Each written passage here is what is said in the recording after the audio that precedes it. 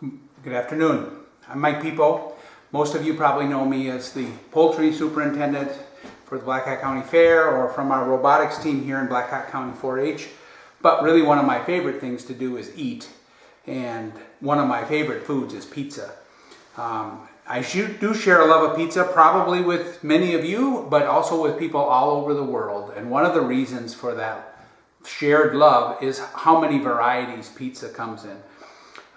It comes in areas from Italy, Naples, Italy, where some people think the only pizza comes from, but most of us here, even in the U.S., know there's many major types here, even from the U.S. In New York, Chicago, Detroit, California, and anywhere you go, you can actually find some kind of a local favorite topping on a pizza of some sort.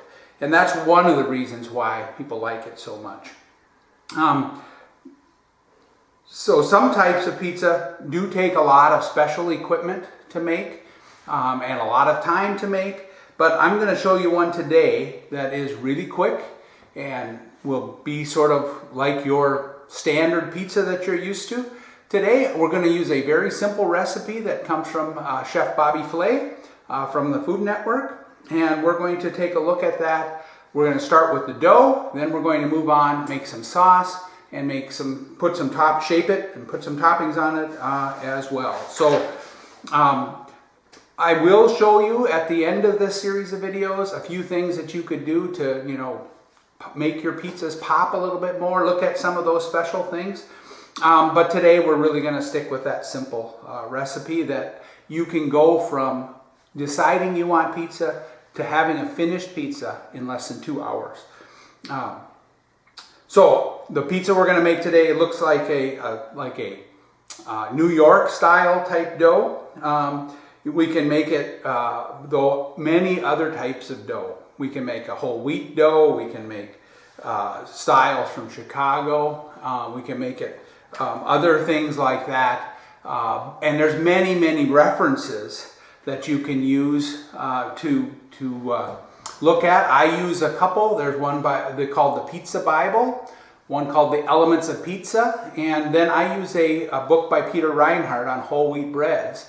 But you can also look at many other places. We'll provide some links or some references for those along with the recipe out on our website, Black Hawk County 4-H website there. So let's get started today with the recipe from Bobby Flay for the dough. We need about 4 to 4.5 cups of bread flour is what we'd like to use. If you don't happen to have bread flour though, you can use any other kind of white flour for this recipe. You might get something that's a little bit chewier or a little bit softer than this one, which the bread flour will help make a nice crisp bread for that. I've added most of that flour to my dough already. I have a little bit left here to check when we're all done. When you measure out flour, especially when you do it by cups, which this recipe is written in, there's going to be quite a bit of variation in how much water it absorbs until you'll get a dough that you need to adjust a little bit. And you'll learn how to do that over time. We're also going to add a teaspoon of sugar. And I've measured everything out. A couple teaspoons of salt. Again, when you're measuring salt, make sure you look at what type of salt you have. If you don't have, this calls for kosher salt. If you don't have that, you have it in a different form, since we're measuring by volume, you should look up on the internet how to substitute the different kinds of salt. Generally, I like to do my recipes by weight. That tends to be more accurate. And then when you're measuring different kinds of salt, it doesn't matter because the weight is pretty much the same. And then I'm going to use some instant yeast. The instant yeast is a type of yeast. It's usually in the grocery store, you'll see that as rapid rise yeast. It's really common, used by pizza bakers actually. If you have some other kind of yeast though, like dried active yeast, which is very common as well, then you have to make some adjustments, but you can still make the dough with that. It's still fairly easy to make. The nice thing about the instant yeast is you can generally just mix it right in with your dry ingredients and then add the water on top of that. So we got 1 envelope of the instant yeast, or that, and we're just going to mix this together real quickly for just a few seconds here. I'm using my KitchenAid mixer with the dough hook here, and I'm going to have that. The last ingredient that I have is water. And again, one of the things that you want to make sure you're looking at your recipe is what temperature of water. This happens to be 110 degrees. Generally with the instant yeast, you use a little bit higher temperature water because you're mixing it in with the dry ingredients all at the same time.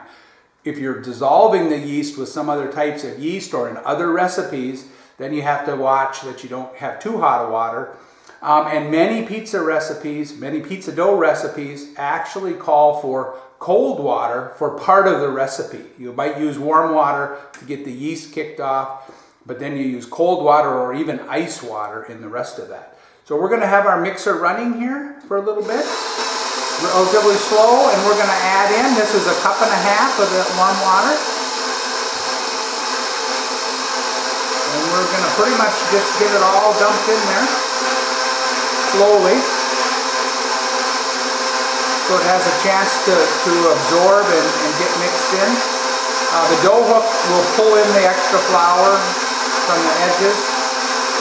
We might have to actually do that. We want to watch, make sure we don't have a problem here with hitting our mixer. And I'm just going to take and get a spatula real quick.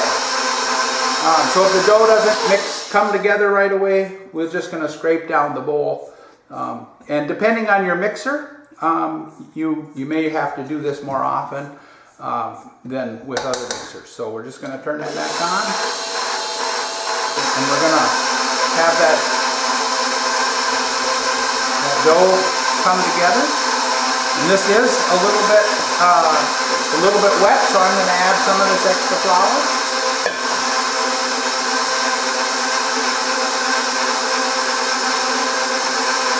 We're just going to have a couple of minutes here while this mixes together.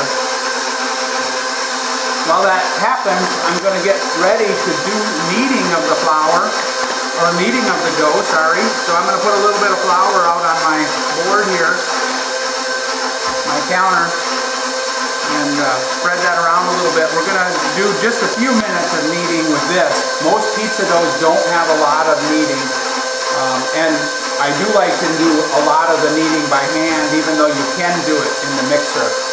Now this recipe, I'm doing it with my mixer here, but you can actually do this recipe by hand as well. Takes a little more effort, takes a little bit more time, but you can easily do this and most pizza dough recipes without a mixer if you're going to be doing, single batch pizzas. And the dough that I'm making today will make 2 nice sized pizzas, 14-inch pizzas, and so we can have that together. You see here the dough is coming together now. I can show you how it's starting to come together. We're going to mix it a little bit more, but it's starting to come together into a ball here. So we're going to mix just a little bit longer, and then we'll take it off and we'll do our kneading by hand.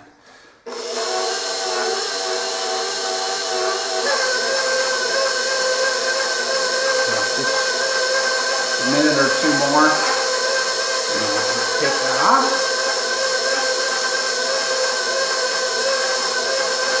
So we want to get all of the flour absorbed up into that ball. Alright, so we're going to take it and take this off, scrape off the stuff off of our dough hook. This is our dough hook. And then out onto the flour here that we have. And then we're just going to knead this by hand, which is just taking it, folding it over, pushing it back in. We don't want to add too much flour, so we started with quite a bit here on the board, but we don't want to add a lot. We want to let that flour get mixed in nicely. So we're just folding it over and then pushing it with the heel of our hand and then doing a turn. And we just want to keep doing that here. And for this recipe, we just need a couple of minutes for the kneading. And you'll find the dough will become smoother and smoother as you go. There'll be any kind of lumpiness or anything to it will go, and it will become less sticky as you go. So it's just a matter of taking that and doing this here. If it gets a little bit sticky, push a little bit more of this flour into it so it gets picked up. And again, just flatten it, fold with your heel, turn it 90 degrees, roll it over again, flatten it out with the heel of your hand. So we just go through that till it gets nice and smooth. And just a couple of minutes on this one. Some pizza doughs, you do some additional kneading, and sometimes you use multiple steps where you might knead for a while and then let it set. Many of them you let them set for a while, and then you come back and you do a little bit more kneading on the system. This dough is simple. We're making it all at one time. We just started right from all the components, put it together, and we are going there, and we've got that. And then one thing that we are doing here with this dough is at the end here, as we get it kneaded in, we're going to put a little bit of olive oil and knead that into the system as well. This is a little bit messy. We could have put this olive oil in while it was still in the mixer as well, and that's a common way to do it. I like to do it a little bit later, but the actual recipe, I guess, calls for it to be in the dough while it's still in the mixer. But I like it to be the right firmness before I put it in. So we put some in, put a little bit more here. And this is 2 tablespoons of olive oil all together here. We might have to put a little more flour in after we get the oil in there.